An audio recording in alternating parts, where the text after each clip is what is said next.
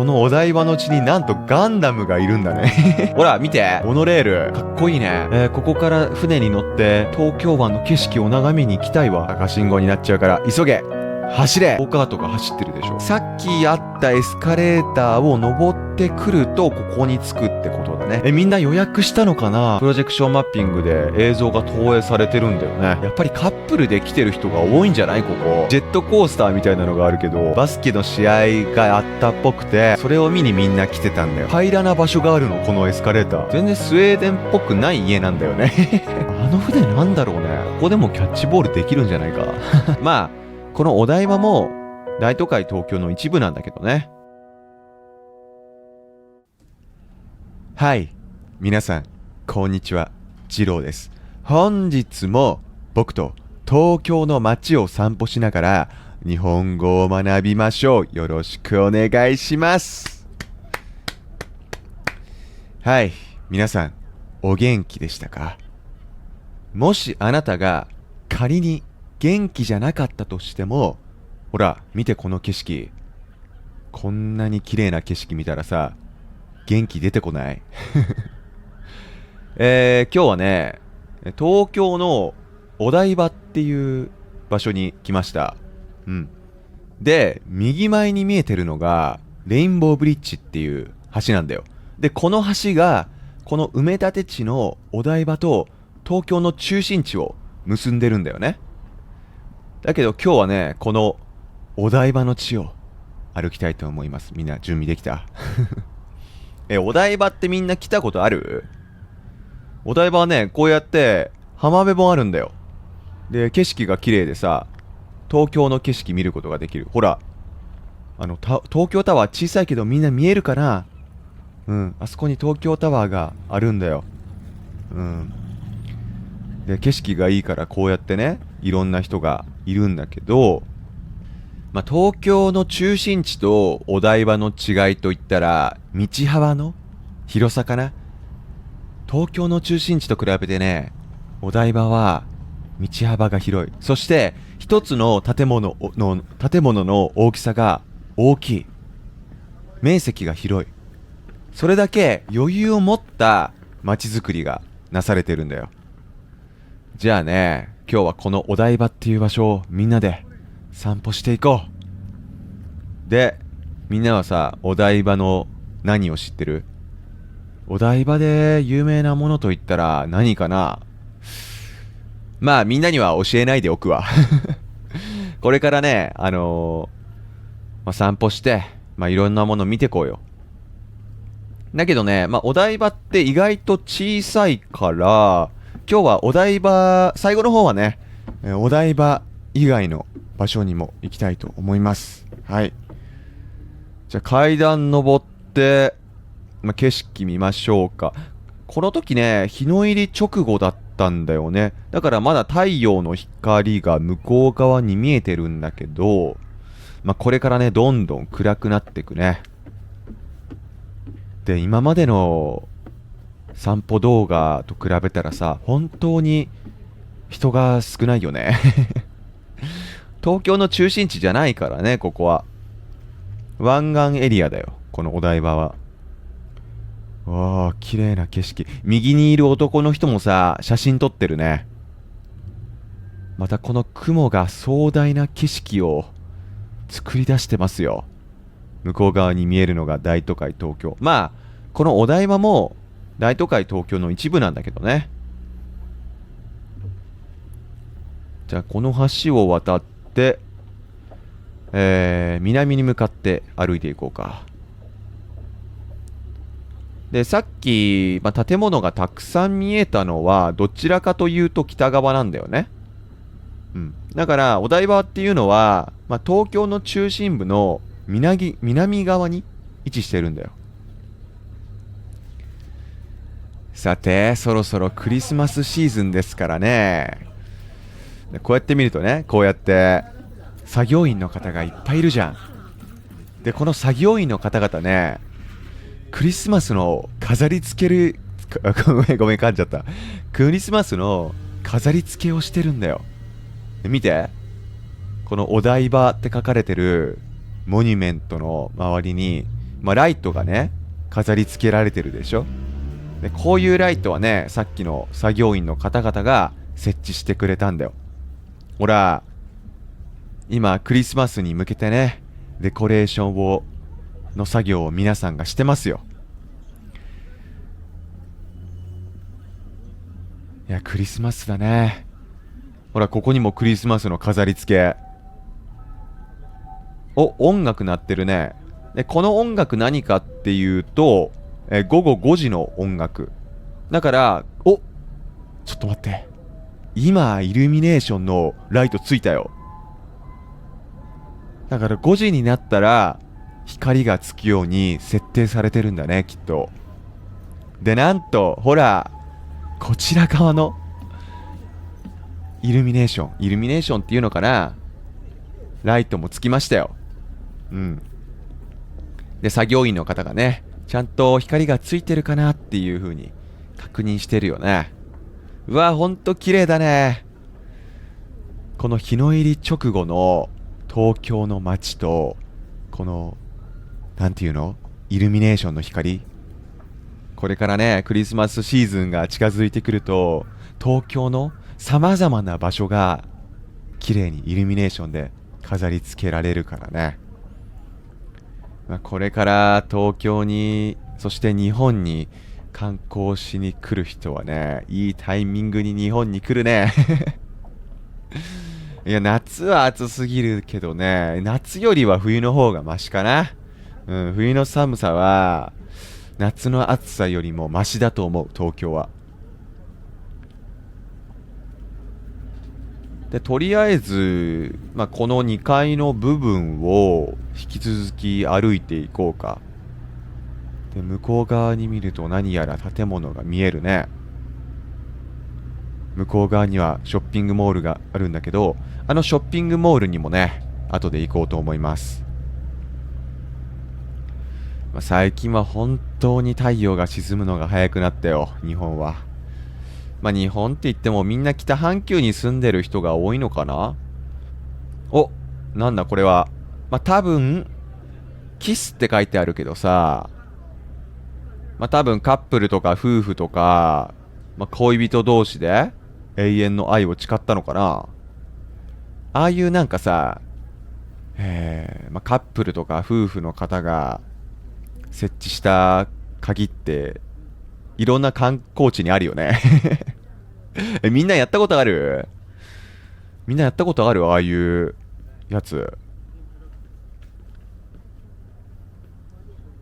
で、僕が言ったこと間違ってないでしょ。右側が北側ね。で、左側が南。だから、ほら、太陽が沈むのが西だからさ、向こう側が明るくなってるよ。でこうやっていろいろなカフェとかもあるんだけど、あまりお客さん入ってないよね。お台場はね、全盛期と比べたら、あまり栄えてないような気もするな。今はね、何にも使われてない駐車場とか、ただだだっ広く広がっている土地とかっていうのが多いんだよね、お台場は。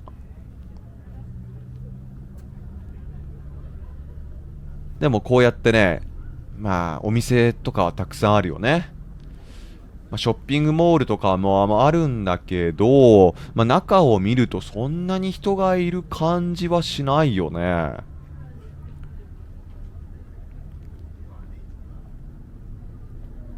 でもね、これも、渋谷とか新宿とか秋葉原とか浅草とかと比べると人が少なくていいかもね、逆に。いやだってさ、前回の散歩動画で行った浅草の街、なんかすごいたくさん人いなかった？人めちゃくちゃ多かったよね。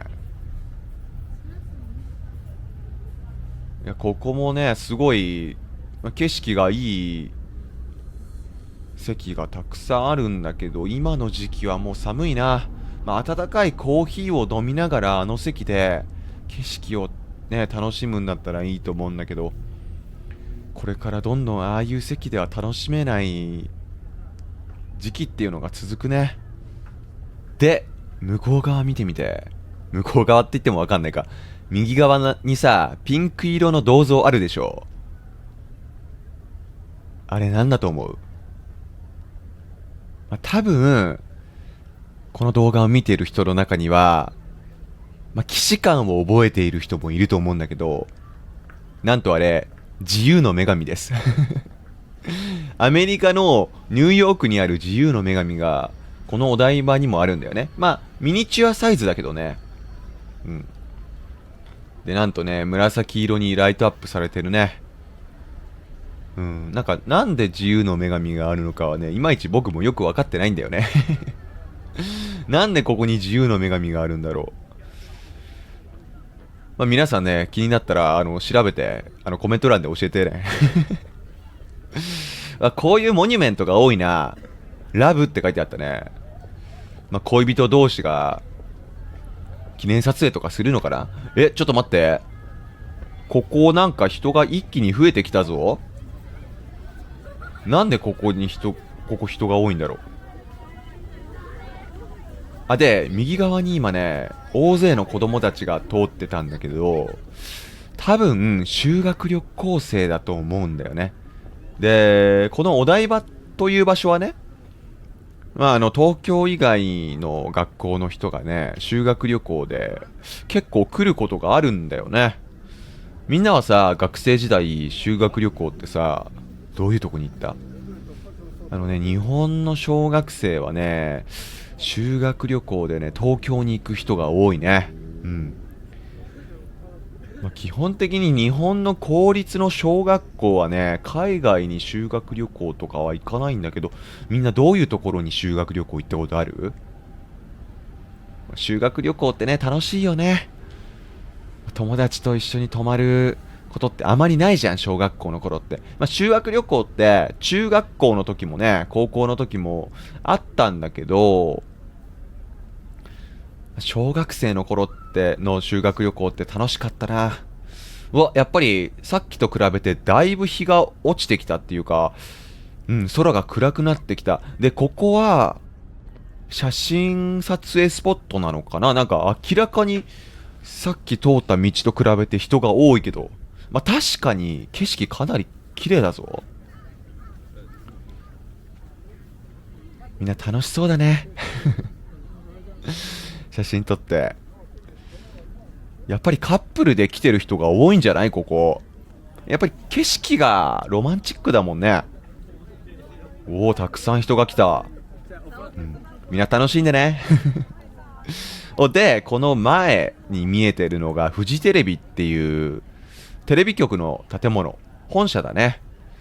フジテレビの本社はね、すごい独特な形をしてるから、後で近くまで行ってみようか。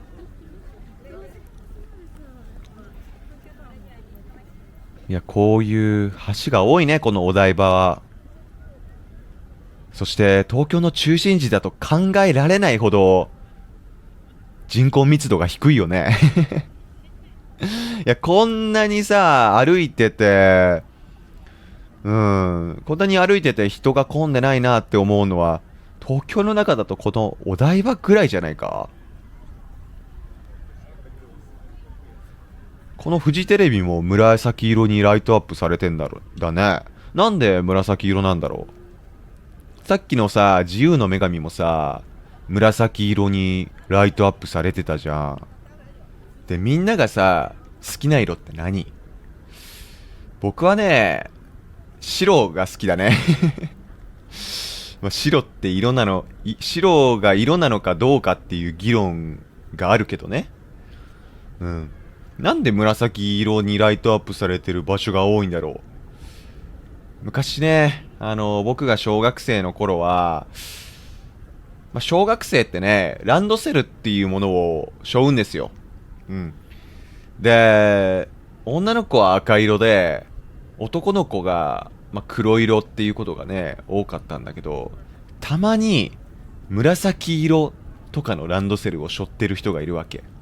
で、そういう人を見るとね、僕は、なんかちょっと変わってるなとか思ってたんだけど、最近の小学生って、本当にいろんな色のランドセルを背負ってるんだよね。ほら見て、モノレールかっこいいね。これ確かゆりかもめって名前のモノレールだったと思うんだよね。でモノレールはね、普通の電車と違うよね。多分線路、普通の電車の線路とは別のものの上を走ってるよね、きっと。いや、僕もモノレールについてさ、そんなに詳しくないから。ほら、車通りもやっぱり東京の中心地と比べて少ないぞ。そうだね、運転初心者の人にとっては相当運転しやすいんじゃないか。で、ここ前がホテルなんだ。ここに泊まる人って誰？テレビ局があるから芸能人とかたくさん泊まってそうじゃない？芸能人会いたいね。テレビ局の周りをうろちょろ歩いてたら芸能人にも会えるかな。いや、僕はね、街中で偶然芸能人に居合わせるっていうことはね、今までね、一回だけありましたよ。うん。お笑い芸人の方をね、見ました。プライベートで、プライベートな状態の、お笑い芸人の方をね、見たことがあるんだけど、それ以外はね、その仕事中の芸能人の方なら見たことあるんだけどね、もう完全にプライベートな状態の芸能人を見たことがあるのはたった1回だな。でもこのフジテレビの周りって芸能人たくさんいそうだよね。でここが改札口だね、モノレールの。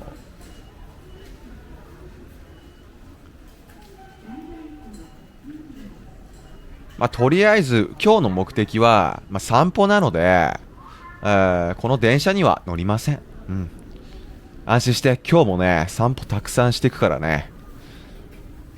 で、思ったんだけどさ、散歩も楽しいけど、いつかみんなと一緒にドライブもしたいな。いいよね。いいアイデアじゃない？こうやってね、歩いてる、こうやって散歩するのって、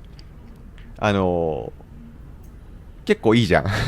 散歩って結構楽しいじゃん。ただ、こうやって進むスピードが遅いから、じっくりその建物とかを見られるよね。ただ、運転も楽しくない？ドライブって楽しいよね。特に高速道路とか、速いスピードで走るのってめっちゃ楽しいんだよね。ただね、その法定速度はみんな守ってくださいね。はい、法律はちゃんと遵守して高速道路を走ってください。日本だとね、基本的に高速道路で走っていいのは100キロなんだけど、時速100キロね。時速80キロで走らなきゃいけないところとか、時速60キロで走らなきゃいけないところとかあって、場所によって違うんだよね。で、ドイツだっけ？なんかさ、制限速度がない高速道路があるよね、ドイツって。あそこもいつか行ってみたいんだよな。ドイツ人の皆さん見てますか？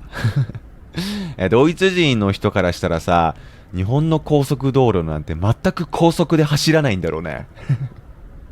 ね、全然速く感じないんだろうね、日本の高速道路なんて。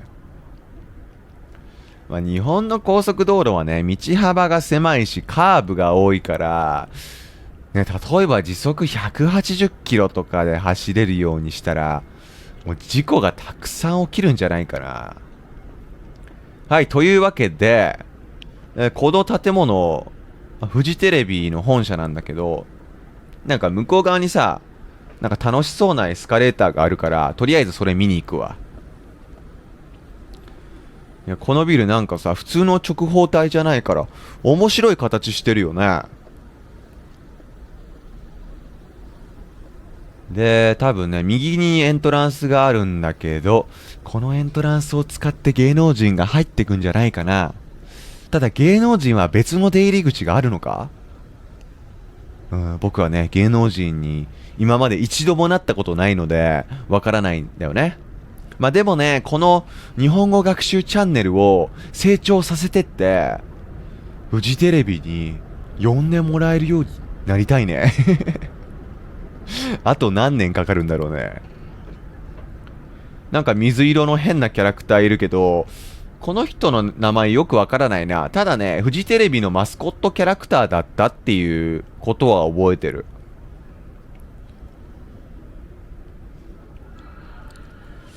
なんかよくわからないけど、いろいろ広告が並んでるね。でね、右側にある看板を見ると、なんか球体あるじゃん。あの球体が展望台になってるんだけど、あの展望台に行くにはね、さっきのエスカレーターを使って、エスカレーターの、で、到着した場所にあるところでチケットを買ってくださいって書いてあったね。まあ、とりあえず戻りますか。まあ、芸能人にね、未だに今日は会えてないんだけど、ここずっと歩いてたら会えるかな。フジテレビはね、結構有名なテレビ局だからね。でも最近はね、なんかいろんなスキャンダルとかがあってね、株価が大暴落したりして、すごい大変そうなんだよね。これなんだこれ。ここも紫色にライトアップされてる階段だけど、面白そうだから登ってみるか。なんか面白そうじゃね？このエスカレーター。とりあえず登ります。ほら、こうやってさ、平らな場所があるの、このエスカレーター。面白くない？こういう形のエスカレーター乗ることあまりないからさ、結構テンション上がったんだよね。うん。こういう子供が喜びそうなもの大好きなんだよ、僕。ほら、すごくない？平らな場所があるエスカレーターだよ。で、そうそう。なんかね、最近はいろんなスキャンダルがあって、フジテレビは結構ね、経営が大変っぽいんだよね。今はどうかわかんないんだけど、2ヶ月前とか3ヶ月前、いや、違うや。もっと前か。そっか、1年くらい前かな。フジテレビのスキャンダルの問題が発覚したらね、スポンサーがみんな撤退しちゃって、CM が流せなくなったんだよね、このフジテレビの放送で。で、今どうなんだろう。で、全く収益上げられなくなって、すごい大変そうだったんだよ、このフジテレビは。で、社長もね、辞任したりして、今もすごい大変な時期だと思うんだけど、なんか経営の立て直しを頑張ってるらしい。さて、エスカレーター登ってみたけど、別に特に何かがあるってわけじゃないのか。いや、前の方にお店がありそうだな。そうで、なんかね、人が全然いないのにね、こうやってマイクでね、アナウンスしてる人がいたんだよね。偉いよね。人が一人もいないから、あの人が言ってることなんて、聞いてる人誰もいないのに、ただひたすら喋ってるね。やっぱり、アルバイトで時給、お金をもらってるからにはちゃんと仕事を全うしてるのかな。はい、こうやってね、フジテレビで放送中の番組についての広告もたくさんあって、向こう側にね、フジテレビのお土産屋さんがあったんだよね。でも今日はね、そのお店には行かないことにして、で、これ何なんだろうって思ったら、さっき見たエスカレーターだよね。さっきあったエスカレーターを登ってくると、ここに着くってことだね。うん。で、そうだね。こっから見える下の位置に僕がさっきいたってことだよ。そういうことだ。うん。で、誰も人いないんだけど、ね、アナウンスだけずっと鳴り響いてて、で、アナウンスが鳴ってるっていうことは、別にね、営業は終了してないと思うんだけど、全然人がいないね。すごい特徴的な作りしてるよね、この建物。で、毎年夏休みにね、フジテレビはね、なんか大きなイベントをやってたんだよ。その番組をモチーフにした出店とかたくさんやってて、僕もね、子供の頃はね、行ったことがあるね。でもね、昔と比べてテレビの影響力って全然ないからね。今はね、本当に、20代の同年代の人はテレビ見ないっていう人が多いね。10代とかそれ以下の小学生とかもテレビ見ない人今多いのかな。僕が小学生の頃って言ったらね、夜の時間、学校から帰ってきて、夜ご飯食べた後の時間っていうのは毎日テレビ見ててね、楽しかったな。うん。今はね、僕もね、テレビ全然見なくなっちゃったんだけど、当時はね、楽しい番組がたくさんあったからね、その夜ご飯食べ終わった後の時間っていうのがすごい至福のひとときだったな。うん。みんなも同じ？みんなもテレビ見なくなっちゃったもう。でね、あそこにね、豪華客船が止まってたんだよ。目の前に見えるでしょ？ほら。あの船なんだろうね。多分世界一周か何かしてる船なんじゃないかなって思うんだけど、世界一周って多分さ、結構お金かかるんだよね。今僕当たり前のこと言ってる？お金かかるだろうからさ、しかもさ、時間かかるじゃん。だから老後とかに世界一周してみたいなって思うんだよね。で、向こう側に見えてるのが飛行機だね。羽田国際空港から出発した飛行機が、こうやってね、見えるんだけど、すごい低い高度で飛行機が飛んでたんだよね。で、さっきまでは、車通りが少ない道を僕は映してたけど、この下の道すごい混んでない？で、この下の道ってはね、高速道路なんだよ。だから多分この人たちほとんどがお台場には来ないんじゃないかな。うん。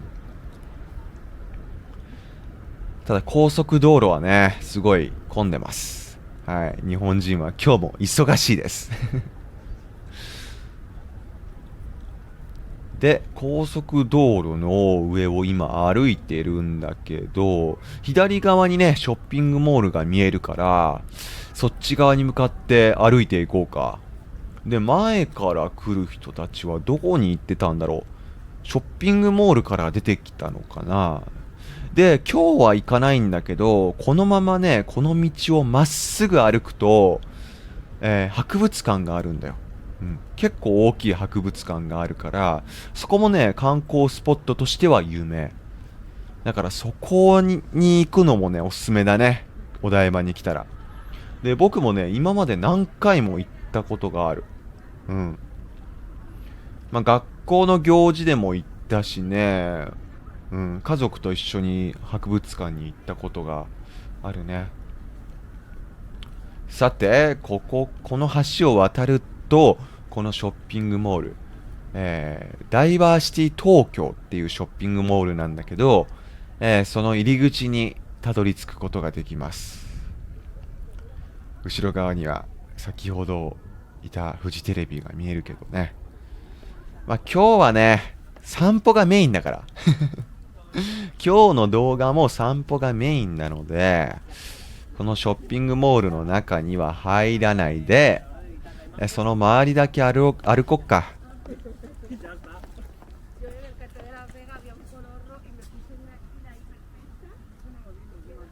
で、ほら見て。なんか列ができてるんだよね。で、このね、ダイバーシティ東京にはライブハウスもあるから、多分そこで行われるライブか何かのために並んでるんだろうけど、うん、何のために並んでたんだろう。でさ、見て。目の前にさ、何か見えるでしょう。あれはなんだ？あれは何なんでしょうか。大きいロボットみたいなのが見えたけどさ、あれ何でね、よく見ると、その周りでね、カメラを構えてる人がたくさんいるんだよ。うおー、でっかいロボットがいます。はい、皆さん、もうわかりましたかね、これが何なのか。ガンダムです。はい、ガンダムがね、ここにいるんだよ。すごくない？ほら、こうやってね、写真撮ってる人もね、たくさんいるんだよ。このお台場の地になんとガンダムがいるんだね。しかもちゃんとさ、ライトまでついててかなりかっこいいよね。で、ガンダムもね、これね、昔はまた違うモデルのガンダムがいたと思うんだけど、また新しいガンダムに変わってるね。めちゃめちゃかっこよくないこのガンダム。かっこいいよね。子供心がくすぐられるよね、このガンダム。で、向こう側にはなんか虹色の階段があるんだけど、まじまじと見ちゃうよね。僕別にガンダムのファンじゃないんだよ。僕はね、アニメあまり見ないし、プラモデルを集めたりもしないから、ガンダムはね、特に詳しいわけじゃないんだけど、やっぱり、こういう等身大のガンダムを見ると、テンション上がっちゃうよね。いや、どんな人が見てもテンション上がると思う。で、なんかここは謎に、虹色の階段があったんだよね。ほら、見て。後ろから見るガンダムってこんな感じなんだね。背中にロケットエンジンがついてたけど、かっこいいね。ああいうの見るとやっぱりテンション上がるよね。日本に来る人はね、やっぱりアニメ好きの人多いからね。多分、この動画を見てる人もね、アニメ好きの人多いと思うから、これ見たらやっぱりテンション上がるよね。で、今はどうなんだろう。昔はね、横浜にもガンダムの等身大っていうか、ガンダムがいたんだよ、横浜にも。今もいるのかな、どうなんだろう。昔と比べてね、いろいろ変わっちゃうことがあるんだけどさ、僕もね、こうやってみんなに東京の情報、東京とか日本の情報を話すときは、普段からね、気をつけなきゃいけないなって思ってるんだよ。僕の昔の記憶のまま話した情報が、もう最新の情報じゃなくなってるっていうことがたまにあるわけ。そういうことがたまにあるからさ、間違ったことをみんなにね、伝えないようにしなきゃなって思ってるよ。やっぱり、こうやってね、YouTube で不特定多数の人にさ、動画を見てもらってるわけだから、できるだけ間違った情報は話さないようにしないと。ほら、見て、なんか、向こう側、大量にバスが止まってるんだよね。で、このお台場っていう街はね、本来、考えてたように街づくりは進まなかったらしいんだよね。なんでだっけ？バブルが崩壊したからだっけ？ 1990 年にね、日本って、バブルが崩壊して、経済的にすごい困難な時期に突入したんだよね。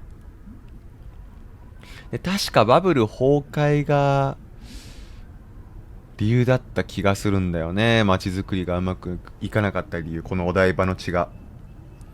だからああやって、その元々はビルが建設される予定だった場所が、だだっ広い駐車場になってたりするんだよね。だからああいうだだっ広い駐車場を活用して、バスがたくさん止まってたよね。あのバス何なんだろう？観光用のバスなのかな？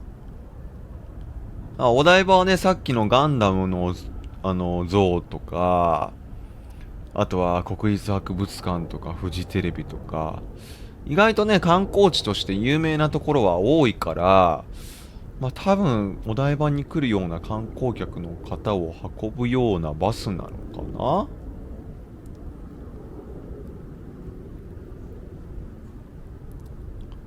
で、向こう側にもオフィスビルっぽいのが並んでるね。一番左に見えるのは多分オフィスビルだよね。明かりがたくさんついてるけど。でも、一番右に見えるあれは、建物はあれはマンションかな。まあ、マンションとオフィスビルって結構見分けつきやすいよね。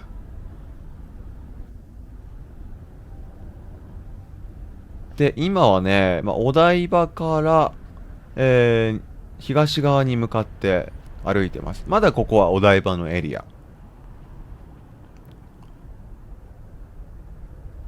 そう、だから、何の建物も建たずにね、ただ、だだっ広い土地が広がっているっていうところが多いんだけど、で、今この目の前の道がね、二手に分かれてるじゃん。右側と左側に分かれてるんだけど、左側に行くとね、駅です。はい。駅があります。地下鉄の駅がある。で、この時迷ったんだよね。右側に行こうかな、それとも左側に行こうかなと思って迷ったんだけど、右側行きます。うん。まあ、特に理由はないんだけどね。でもこの時思ったんだよ。あれなんか右側の道暗くて怖くねって思ったんだけどね。うん、だから、ここで決めたんですよ。やっぱり右側行こうと思って。なんか怖くないこの先の道。で、右側にもね、建物あるじゃん。あの建物も、昔はショッピングモールだったんだけど、今はね、もう、また別のものに変わったんだけど、昔と比べてこのお台場っていう場所は廃れたな。うん。せっかくね、土地がたくさんあるから、今からでもね、開発すればいいのにね。まあ、このお台場っていう場所と比べたら、僕がね、最初に散歩動画として、まあ、アップロードした横浜、あの場所の方が栄えてるよね。なんでなんだろう。なんで、お台場は横浜と比べて栄えてないんだろう。まあ、アクセスがちょっと悪いからかな。アクセスがちょっと悪いからかな。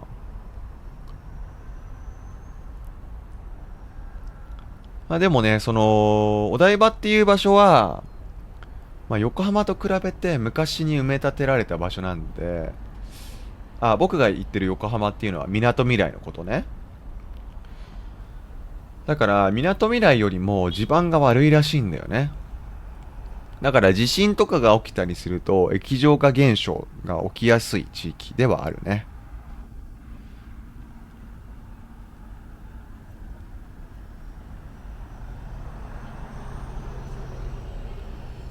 はい。左側には駅があるので、まあ、その駅から出てきた人が、まあ、歩いてるのが前に見えるけどさ、で、右前に見えるのがね、結構最近できた施設だと思うんだよね。トヨタアリーナ東京っていうところで。で、確かね、ここね、昔は、トヨタの車がたくさん展示されてる展示場だったんだよ。で、僕も車好きだったからさ、あそこに行ったこと何回もあったんだけど、今はね、トヨタアリーナ東京という施設に変わっていって、で、主にね、バスケットボールの試合が見れるらしい。で、バスケ以外の試合も多分ね、いろんなイベント、多分コンサートとか、もうやる場所ではあると思うんだけど、トヨタってね、バスケットボールチームを持ってるんだよ。アルバルク東京っていうバスケチームがあるんだけど、そのチームの試合をやることが結構多いんだと思うんだよね。でもね、この施設ね、最近できたばっかりだから僕もあまり詳しいことわかんないんだけどさ。でね、ここに、そのトヨタの展示場があった名残みたいなのがあってさ、ここの目の前何かっていうと、なんかレース場になってるんだよ。そう。ゴーカートかな。ゴーカートか何かを使ってレースができる。ほら、ゴーカートが走ってるでしょ。あれなんかね、僕ここで昔、小学生の頃かな、ゴーカートやった気がするな。気のせいかな。やったようなやってないような。ちょっと記憶が曖昧だけど。まあ、昔はね、ゴーカート大好きだったな。今はさ、自分も車の免許持ってるから、リアルな車をいつでも運転できるんだけど、車の運転免許を持ってない時ってさ、運転する機会全然ないじゃん。だからゴーカートやるの大好きだったんだよね。で、昔はさ、東京ディズニーランドとかにもゴーカートあったんだけど、なんかね、なくなっちゃったんだよ。だからゴーカートできる場所っていうのがあまりないから、このレース場はほんと貴重だよ。でさ、こういう風に出店がたくさん並んでたんだよね。なんでだろう。僕が来たタイミングが偶然そういう出店が出るような時期だったのかな。まあちょっとお腹空いてきたわ。うん、まだ夜ご飯食べてないから僕。前回の浅草の散歩の時もさ、この映像を見てお腹空いてきたけど、今日も同じ現象が起こってる。お、トヨタの E パレットっていう電気自動車があるね。トヨタもね、電気自動車製造はね、結構他社と比べて遅れてるんだけど、ちょっとは作ってるんですよ、トヨタも。電気自動車。さすがトヨタロー。施設なだけあってトヨタの車が並んでますよ。で、この時ね、結構人多かったんだよ。で、後で調べたら、この日、試合あったっぽいね。うん、バスケの試合があったっぽくて、それを見にみんな来てたんだよ。で、グッズとかも多分左の店で売ってるのかな。で、僕は全くチケットとか持ってなかったんだけど、興味本位で、ちょっと見に行こうと思って上に上がりました。いや、ちょっと気になったことはね、確かめないと気が済まない性格なのでね、私は。で、ここまで来るともうチケットないと入れなかったんだよね。まあ、ここから先さ、チケット持ってないのにズカズカ進むのはちょっとやめといた方がいいかなと思って、戻ることにしました。うん、多分、僕の周りをね、歩いてた人たちは、この人なんで階段下ってるのって思ったと思う。だって僕以外さ、階段下ってる人いなくない？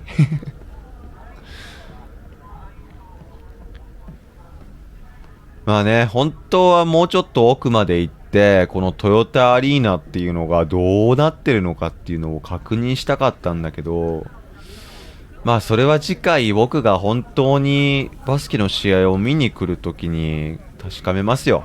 うん。じゃあ、さっき歩いてた道に戻ってひたすら東に向かって歩きますか。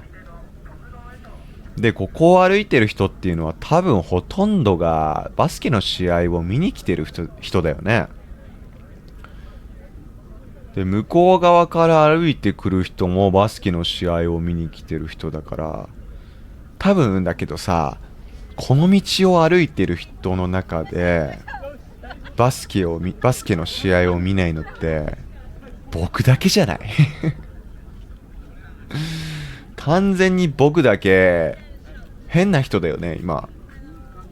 バスケの試合も見ないで、東の方向になんで歩いてるんだ、あの人は。ってみんな思ってると思う。いや、だって僕はバスケの試合、まあ、興味はあるよ。バスケの試合、ね、最近見てないから、見たいなって思うことはあるけど、散歩も楽しんで散歩します。うん。実はね、バスケの試合僕が最後に見たのは多分、日本代表の試合だったと思う。うん。日本でね、日本代表の試合があって、あの試合って何だったんだろう。いや、僕もね、友達に誘われて行った試合だから、何の試合だったかよくわからないんだけど、すごいいい席で見たのは覚えてる。めっちゃコートに近い席でね、バスケの試合を見たんだよ。で、当時、NBA の選手だった渡辺裕太選手っていう人と、今もね、NBA で活躍してる八村塁っていう選手がね、すごかったね、プレーが。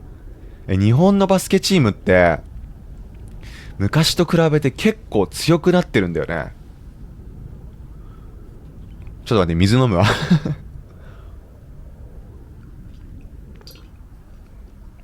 あ、喉乾いちゃった。今この部屋さ、今僕がこうやって喋ってる部屋、加湿器つけてるんだけど、今湿度何パーセントだ？ 50% か。まあ、そんなに悪くないけど、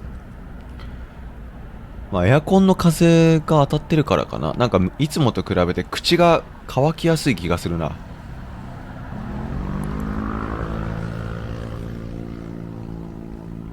あ、運転しやすそうだな、この道。すごい空いてるね。で、この橋なんて言うんだっけ？確か夢の大橋っていう名前の橋なんだけど、めっちゃ広くない？いや、超広いよね。いや、すごい広い。東京の中で一番幅が広いんじゃないかっていうぐらい広い橋だね。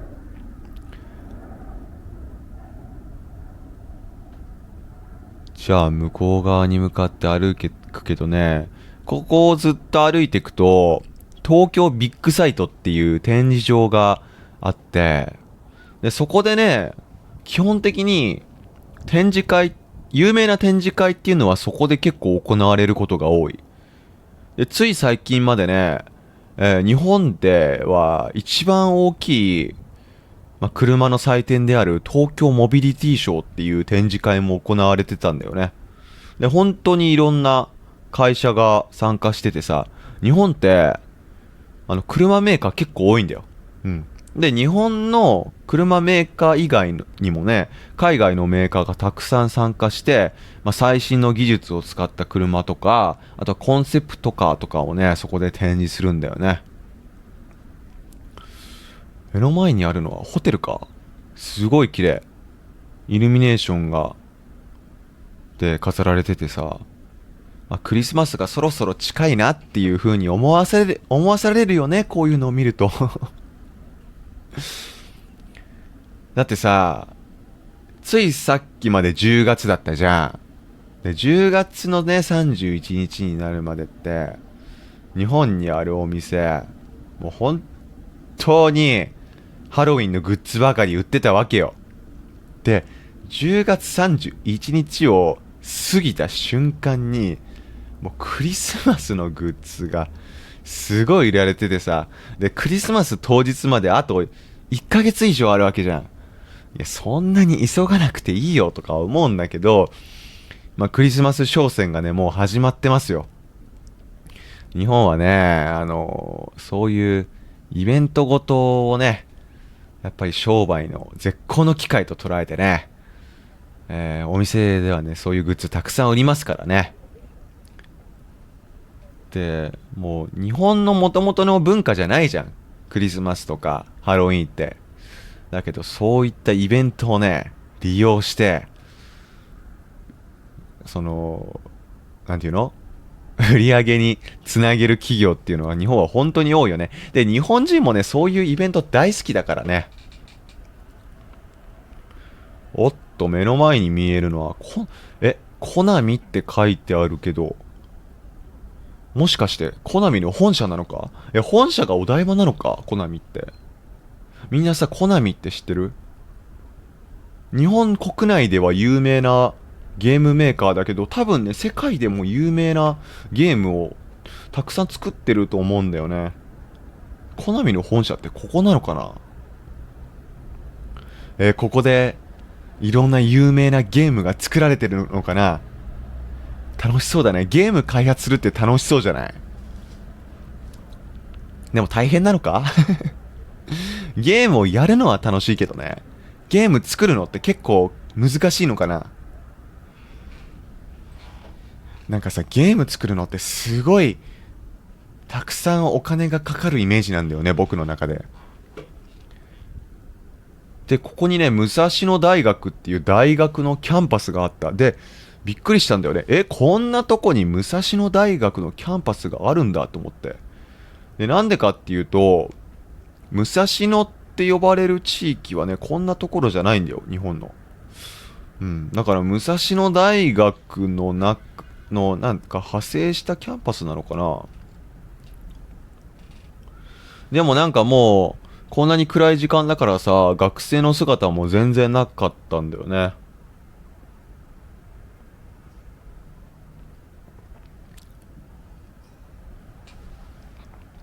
まあ多分ここもコナミのビルと同じで、まあオフィスビルだと思うんだけど、なんか全然人が歩いてないよね。まだ働いてるってこと？それとも、みんなもう帰っちゃったのか？で、大体ね、こういうなんか帰宅ラッシュの時間帯ってさ、ビルからどんどん人がたくさん出てくるのが普通じゃん。なんでこんな人がいないの？なんでみんな働いてるのまだ。早く帰りなよ。あ、でも、この人が帰ってるのか？なんでこんなに人が少ないんだろう。AI の普及でみんなリストラされちゃったとか。悲しいね。まあ日本はね、まあ、世界の他の国と比べて、あまり人を辞めさせることができない国なんだよね。結構ね、労働者が守られてる国だよ、日本は。で、最近はさ、その AI の普及で、例えばマイクロソフトとかアマゾンとかそういうビッグテックが、結構大規模なリストラをします、みたいな、そういうニュースを見ることが多いけど、ああいうことってね、日本ではね、基本的に起こらないんだよ。その会社の業績がすごい悪化してるとかならまた別なんだけど、まあ、基本的に、まあ、海外のそういうビッグテックってさ、まあ、大幅な黒字なのにリストラとかするじゃん。日本はね、そういうことができないんだよね。だからコストカットしづらいんだよ。会社にとってはね。人件費がたくさんかかる。採用することはできるけど、辞めさせるっていうのが難しいからね、日本だと。だからそれが、まあ、日本経済がね、の成長が鈍化している理由なんじゃないか。労働者が守られすぎてるんじゃないかっていう議論も行われてるんだよね、結構真面目に。だから、最近はね、高市さんっていう人が日本の総理大臣になったんだけど、まあ、その対抗馬だよね、小泉さんっていう人が、結構有力なね、総理大臣候補だったんだけど、その人はね、もうちょっと人を辞めさせやすい制度に変えようっていうことを言ってたよね。でもどうなんだろうね、日本って結構国民の意見とかが通りやすいというか、なんていうの？国民の意見が強いからね。日本はね、投票率が低いから、なんていうの？その、政治に対して自分の意思を反映させようって思っている人、思うことが少ないんだけどさ、まあ、ここぞという時に民意がすごい大きな力を持ちますからね、日本っていうのは。で、右側に見えるのがサイゼリアというファミレスです、ファミレス。で、イタリアンレストランなんだけど、まあ、本場のイタリア料理とは全然違うんだけど、でもみんなに食べてほしい。本物のイタリア料理とは、まあ、違うんだよね、正直言って。だけど美味しいの。しかも安いの。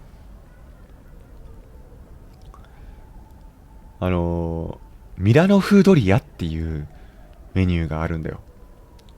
で、どこがミラノなのかなっていうって思うくらい、本場のイタリア料理とは全然違うんだけど、昔はね、300円でドリアが食べれたんだよね。今も同じ値段なのかな。めっちゃ安いよね。安くて美味しいのがサイゼリヤなんで、皆さん、日本に来たらね、食べてみてね。ほら見て、これが東京ビッグサイト。つい最近まで東京モビリティショーっていう車の展示会が行われてた時で、この日も、何かしらの展示会は行われてたと思うんだよね。ほらなんかこうやってプロジェクションマッピングでさ、プロジェクションマッピングで映像が投影されてるんだよね。何の映像あれ蝶々が飛んでるけど、あの映像意味あるのうん、なんかすごいなんか綺麗な映像が投影されている割には、見てる人全然いなくないかうん。電気代もったいなくないとか思っちゃうんだけど、僕はね、庶民なんで、庶民の感覚としてはね、ああいうなんか電気代がかかりそうなプロジェクションマッピングを見ると、大丈夫電気代結構かからないとか思うけど、多分、東京ビッグサイトの運営会社からしたら、うん、全然小さい額なんだろうねでもここになんかお店もあるけど、マクドナルドもあったね。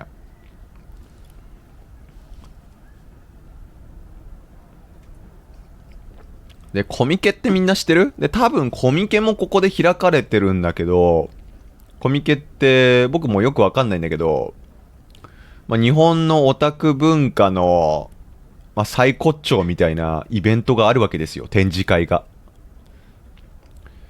で、多分そういう時もね、東京ビッグサイトに来て、お昼ご飯はさっきのマクドナルドで食べたりするんだろうね。で、ここに来ると人の数が増えてきたけど、その理由はここに駅があるからです。そう、だからさっきのビッグサイトで、あるイベントに来る人はね、この駅を利用することが多いんだけど、地下鉄の駅だね、これは。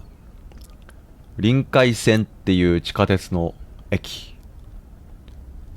バスターミナルもあるんだ。バスも走ってるんだね、ここ。ここはね、地下鉄の駅ばっかりだよね。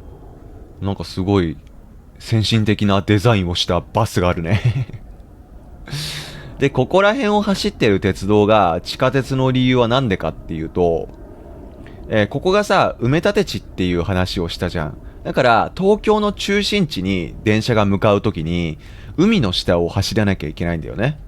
で、海の下ってさ、地下じゃん。だから、地下鉄が走ってるんだよね、このエリアだと。で、この臨海線さ、運賃がちょっと高いんだよねうん、なんかなぜか高いんだけど、運賃が。だからね、僕はあまり乗りたくないんだよ、この電車は東京だとね、基本的に私鉄が安いよね。JR はちょっと高いんだけどね、料金が。はい。改札がずらっと並んでるね。さっきのモノレールの駅と比べたら全然大きいよね。で、コミケとかさ、そういうすごい人気の展示会が開かれる時期って、もう人がたくさんいるから、もう本当にこのサイズの駅でも間に合わないくらい人で溢れ返るんだよ。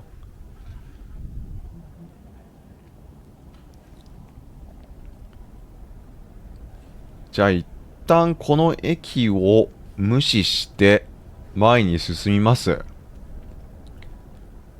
で、この建物なんだろうねホテルかこれ。ホテルっぽい見た目をしてるけど、でもそうだよね。この場所にホテルないとさ、例えば、明日朝一から展示場で開かれる展示会に行きますみたいな場合って、その近くのにホテルがないとダメだよね。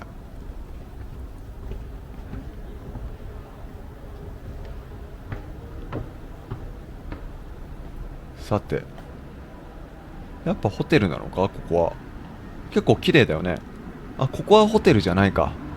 なんかバーみたいな感じかな。あ、中でアルバルク東京のそのバスケの試合の映像が流れてるけど、あ、さっき言ったトヨタアリーナ東京でやってるライブ映像なのかな。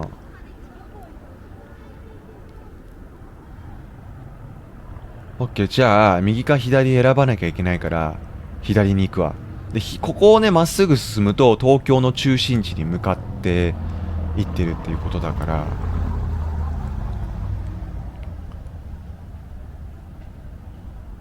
こんなにたくさん歩いてるけどまだ人が全然いないよね。この道もすごい広いし。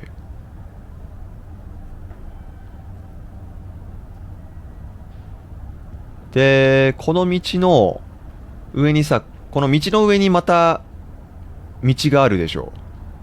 でこれはね道路じゃなくてモノレールが走る線路だよね。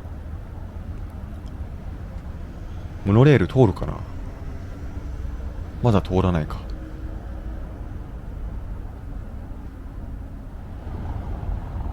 はい、いつもねいつもさこの散歩動画で赤信号を待つシーンってあるじゃん。今回はねことごとくそのシーンをカットしましたなんか赤信号の状態をさ、赤信号の時ってさ止まらなきゃいけないじゃん。その状態を見てる視聴者ってちょっと退屈かなと思ってカットしました。はい。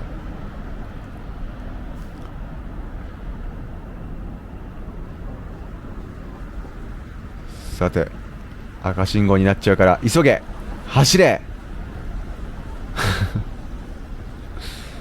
わかりやすいからいいよね。この信号はさ、あとどんくらいで赤信号になりますっていうのが分かるようになってるからね。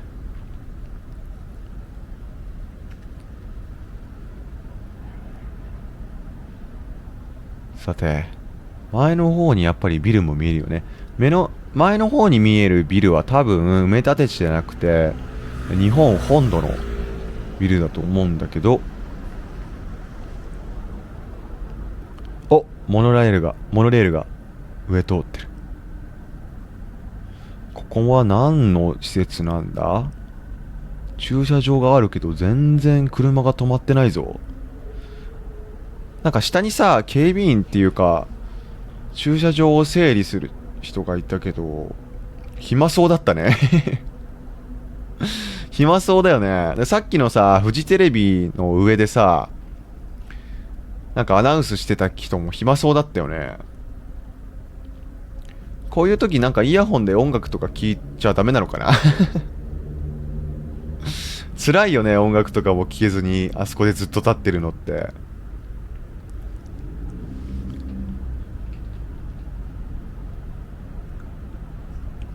国によってはね、その働いてる間に音楽聴いてる人とかっているじゃん。僕がねヨーロッパに留学して結構びっくりしたのは、そのレジとかで働いてる人がイヤホンつけてたことだよね。日本だと絶対ありえないからね。日本でイヤホンつけてレジで仕事してたらね、お年寄りが怒っちゃうね。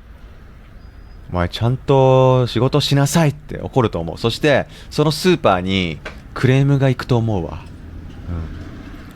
でも暇だったら音楽聴きたくなるよね。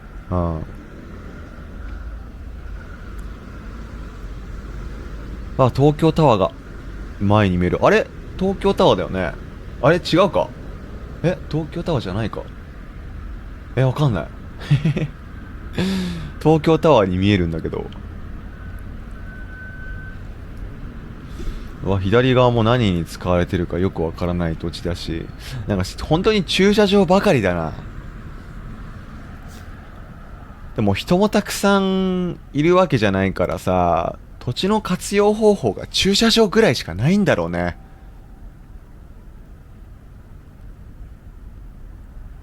例えばここにショッピングモールを建てたとしてもさ、誰も来ないじゃん。人がいなさすぎるよね、ここ。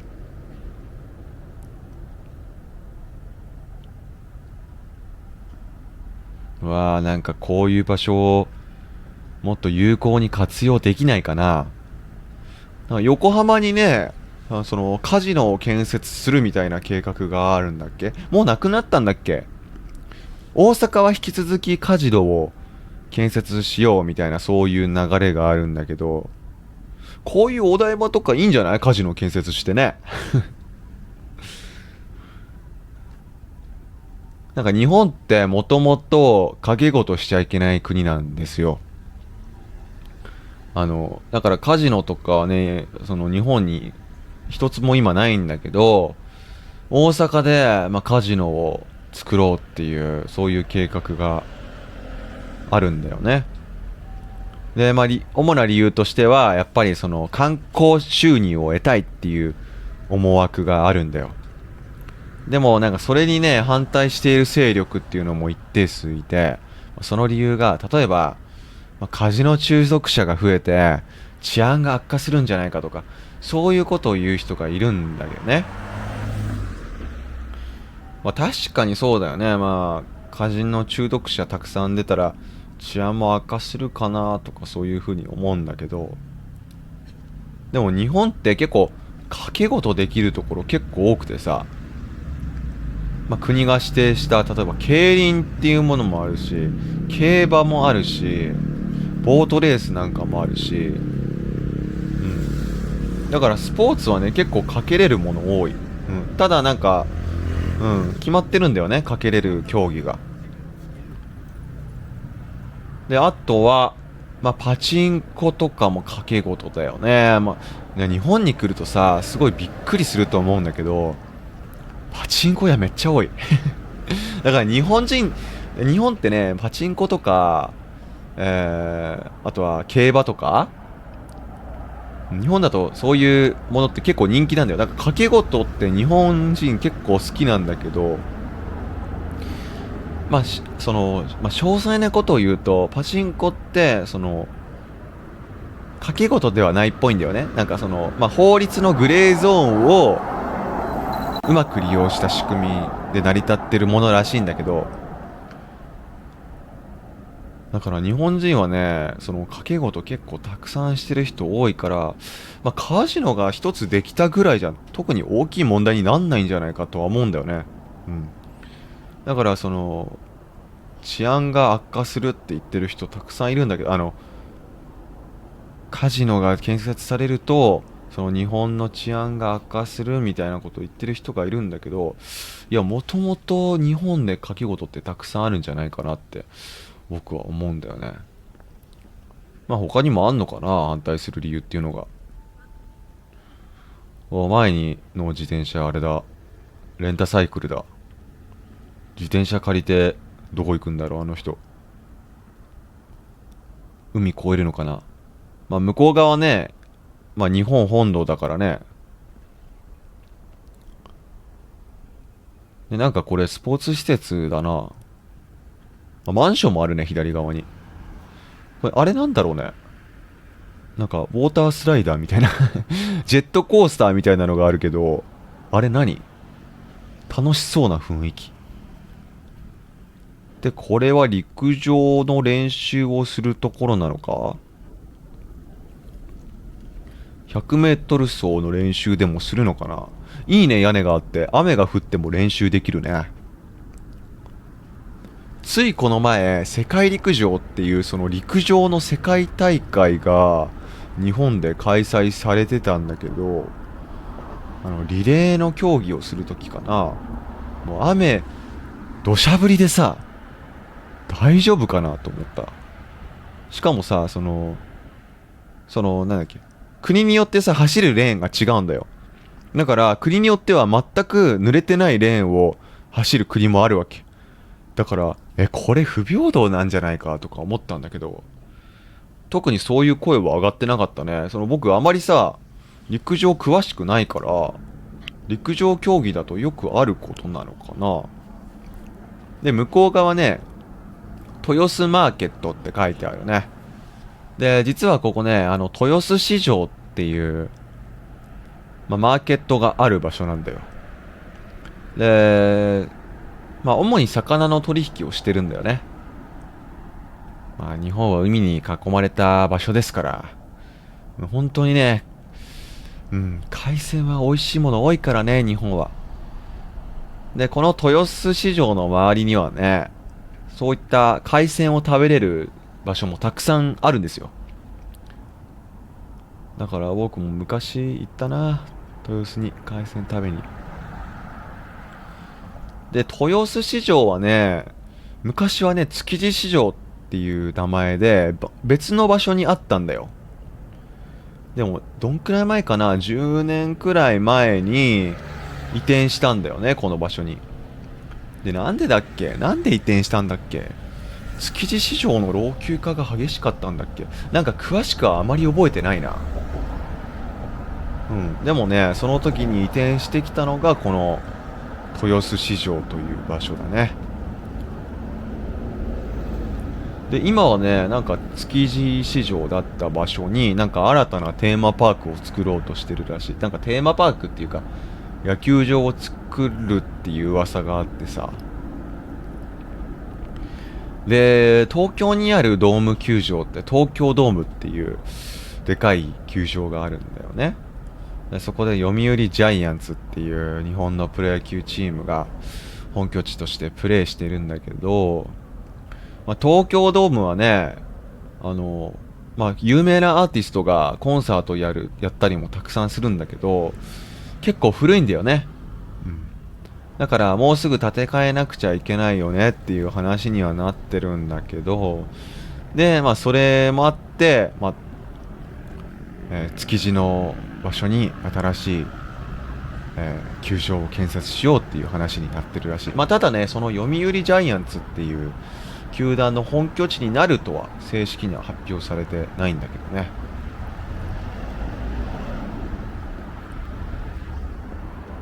さて渡りますか。なんか急に車が増えてきたぞ。豊洲マーケットの近くに近づいたら、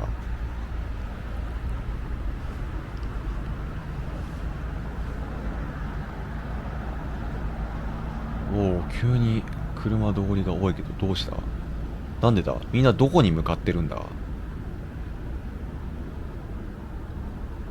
でね、ここもいろんな食べ物屋さんがあって、海鮮丼がね、たくさん食べれそうな雰囲気だった。海鮮丼大好きな僕からしたらたまらない場所ですね。こんな、だってさ、豊洲マーケットのこんな近くにあるってことはさ、その市場直通の新鮮な魚介類が食べれるってことだよね、多分ね。またレンタサイクル乗ってる人だ。確かにね、ここね、東京の中心地と比べて、さっきも言ったけど、道幅が広いから、自転車運転しやすそうだね。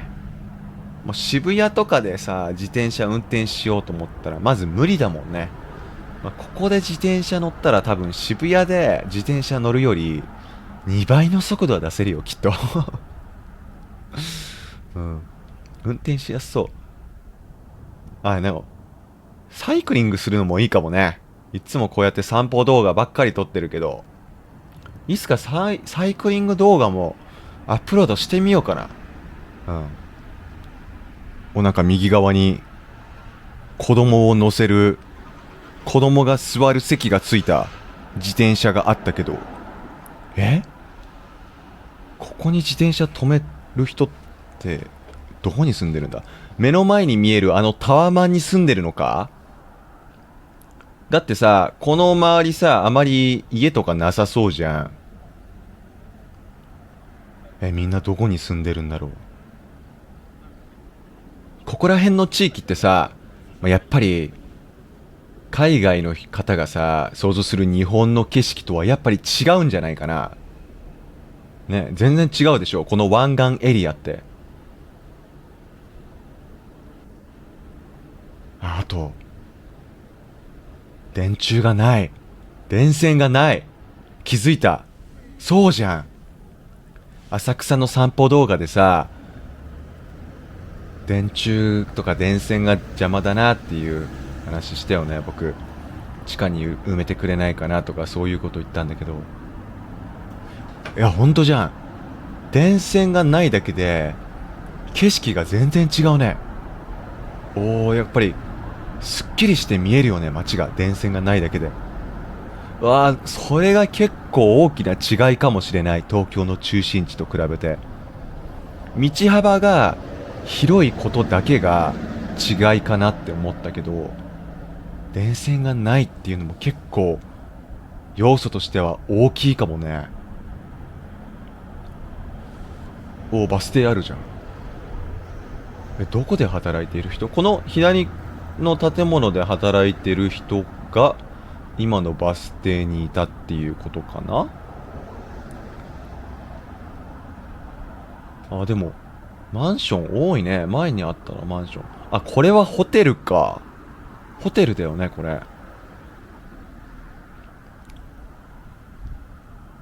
で、マンションも見えるし。まあ意外と住めるようなところ少ないかなと思ったけど、マンションはたくさんあるのかな、ここら辺は。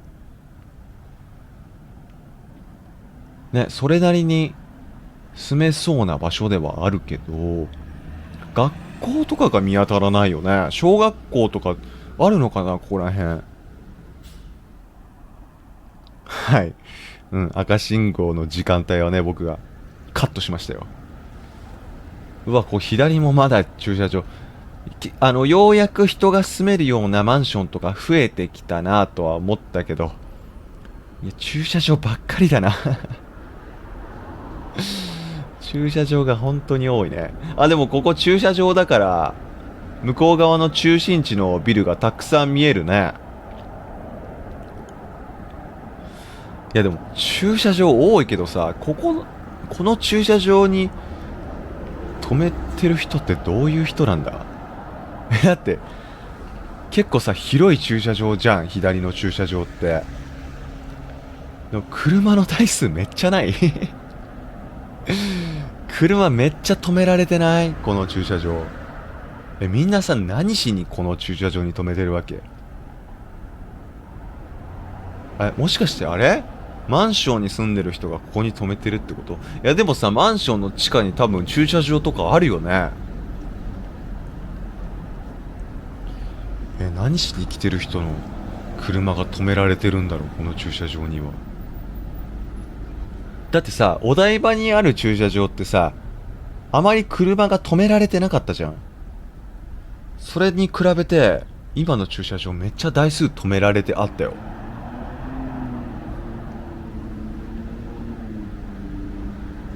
はい。で、目の前に見える建物、みんなわかるかな？チームラボプラネッツって書かれてるんだけど、デジタルアートの、美術館っていうのかな。デジタルアートの、展示場みたいなのがあって、ここすごい有名で、インスタのリールとかでもこのチームラボプラネッツの中の展示がよく投稿されてるんだけどさ、海外の人がね、日本観光しに来たらみんなここに来ると思う。うん。で、僕もね、何度も行ったことありますよ。すごい綺麗。だけど、昔と比べてね、すごい人気になった。もともと外国人観光客ってそんなに多くなかったと思うんだけど、今ね、外国人の方がすごいたくさんいて、びっくりする。で、僕もね、海外の友達と一緒に来たりしたこともあったんだけど、その時と比べても来てる人の数がすごい増えてた。で、まずね、びっくりしたのが、入り口がね、ないんだよ、昔あったところに。で、この道沿いにチームラボプラネッツの入り口があったと思うんだけど、その入り口がなくなってて、あれ、もう閉館したのかなとか思ったんだけど、なんかね、入り口の場所が変わったっぽい。もともとこの位置に入り口があったんだよ、ここ。でも完全に閉鎖されてるでしょ。ほら。で、中見たらわかると思うんだけど、すごいたくさんの人が並んでるの。で、みんな予約とかしてるのかな。予約してるのに、この長い列に並ばなきゃいけないのかな。基本的に完全予約制だと思うんだよね、この季節、この施設。で、びっくりしたね。こんなにたくさん人いるんだと思って。で、どうやら入り口はここの角を左に曲がったところにあるらしくて、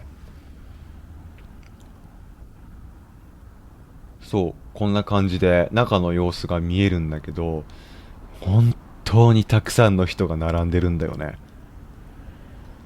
この金網の内側見てみて、ほら、ほら、これ全部人の列だよ。さっきまでさ、全然人がいないところを歩いてたのに、急にこんなにたくさん人がいるエリアに来たんだよ。びっくりじゃない？ほら、観光バスも止まってて、多分、ここから人が出てきてこの列に並んだんだと思うんだけどさ、ここが入り口だね。入り口なんだけど、ほら、人がたくさんいる。みんな予約したのかな？でさ、この日結構寒かったし、これから日本ってさ、どんどん寒くなってくけど、みんな外で寒い中、待たなきゃいけないっていうことだよね。うわ、大変そうだな。どうにかならないのかな。ね、あんなに寒いんだ。あんなに寒そうなのかわいそうだよね。列で並ばなきゃいけないところもさ、ストーブとか設置したりして暖かくすればいいのにね。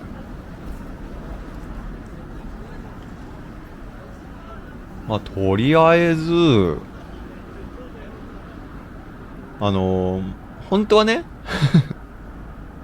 なんかもっといい具合に、中の様子が見えるかなと思ったけど、見れなかったんだよね。で、さっきのチームラボプラネッツのところを最後に散歩終わりにしようと思ったんだけどさ、なんか物足りなかったんだよ。うん。なんか、これで散歩終わりたくないなって思ったんだよね。もっと綺麗にその中の様子が見れると思ったからさ、だからちょっと散歩を続けることにしました。で、左に見えるのは、これはレンタカー屋さんか。まあ、そうだね。東京に観光しに来たら、まあ、ここら辺のホテルに泊まって、ここで車を借りるっていうこともあるのかな。で、ここになんか新しめの家がたくさんあるけど、これはね、住宅展示場だね。でスウェーデンの国旗が掲げられてるけど、スウェーデンハウスっていうブランドの家で、これってさ、グローバル企業なの？それとも日本の企業なの？僕スウェーデン行ったことあるんだけど、スウェーデンハウスで販売されてる家ってなんか全然スウェーデンっぽくない家なんだよね。だから日本国内でスウェーデンハウスっていうブランドで売ってるだけなのかな。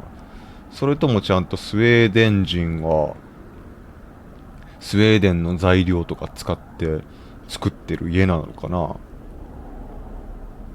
はい。日本のね、日本でどういう家を買えるのかなって、そういうのが気になる人は、チームラボプラネッツに行った後に、今のね、スウェーデンハウスを見てみてもいいんじゃないでしょうか。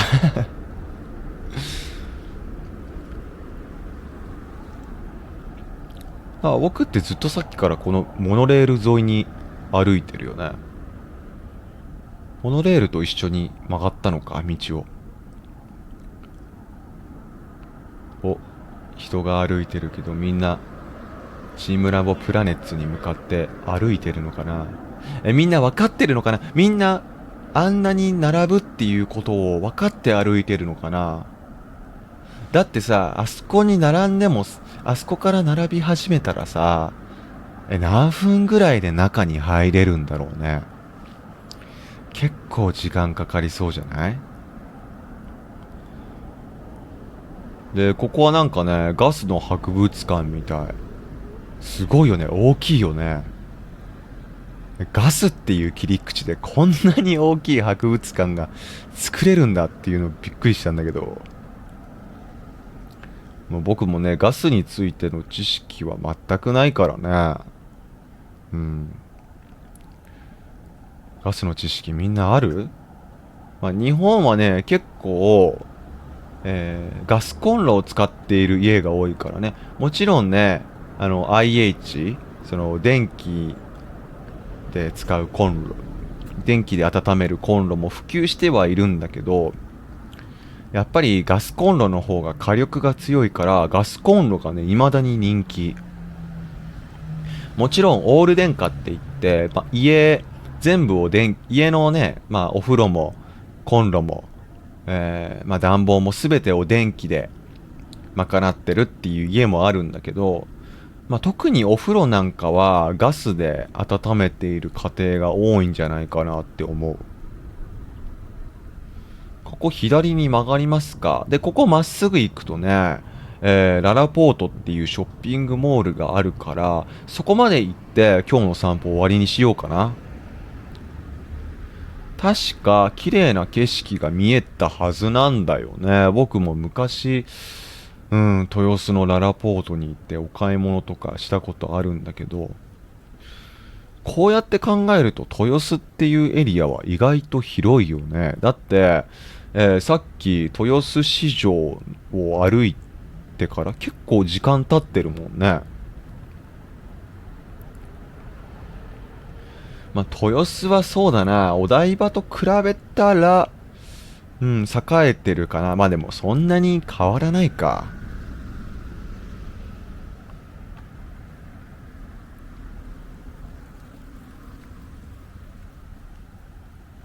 もうなんか芝生があるね。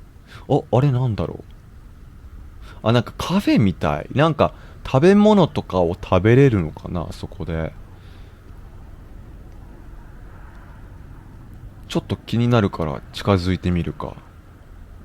ね、いきなり木造の建物がここに建てられてるけど、なんだろう。中で食事してる人がいるんだけど、レストランか何かなのか？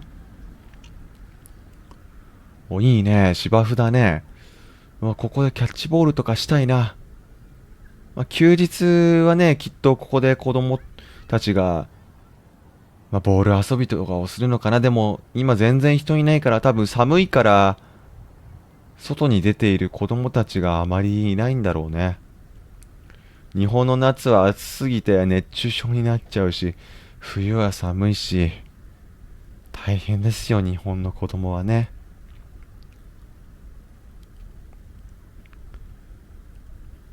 タワマンがたくさん並んでるね。いや、僕の友達も豊洲のタワマンに住んでる人がいた気がするんだよね。景色が綺麗でいいよね。タワマンの、最上階から見る東京の夜景ってすごい綺麗なんだろうな。でも自転車結構止まってるぞ。このショッピングモールに買い物しに来た人結構いるのかな。あれ何？クレーン？なんかさ、光ってるよね、虹色に。ゲーミングライトみたいに光ってるけど、クレーン？なんであのクレーンだけ急にね、デコレーションされてるんだろう。ここに小さめのショッピングモールの入り口がある。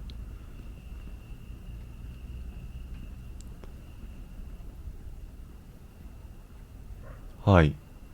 クレーンがあります。クレーンとタワマンの織りなす夜景は綺麗だね。なんでクレーンだけライトアップされてんだろう。で、下にね、船がたくさんあったんだよね。ジェット船かな。ここから東京湾に出て夜景を楽しむことができるのかな。ショッピングモールだね。この時間帯は全然人がいないね。閑散としてるね。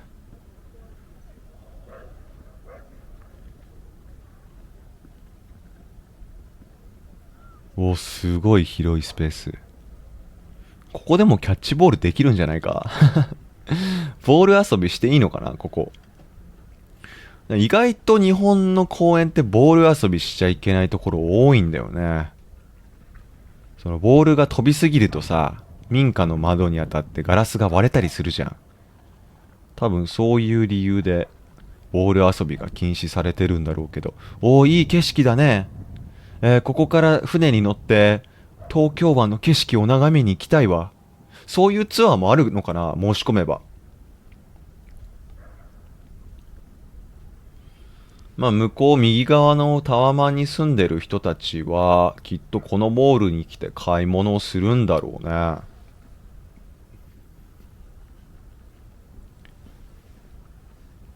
っていうかもうそろそろ時間か。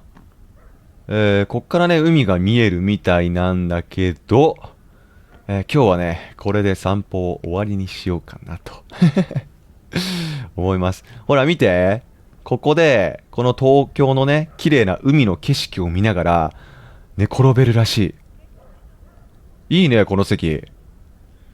じゃあここから見える景色とともに今日の散歩は終わりにしようと思います。いつかねこの席に座って皆さんもこの景色を楽しんでみてくださいね。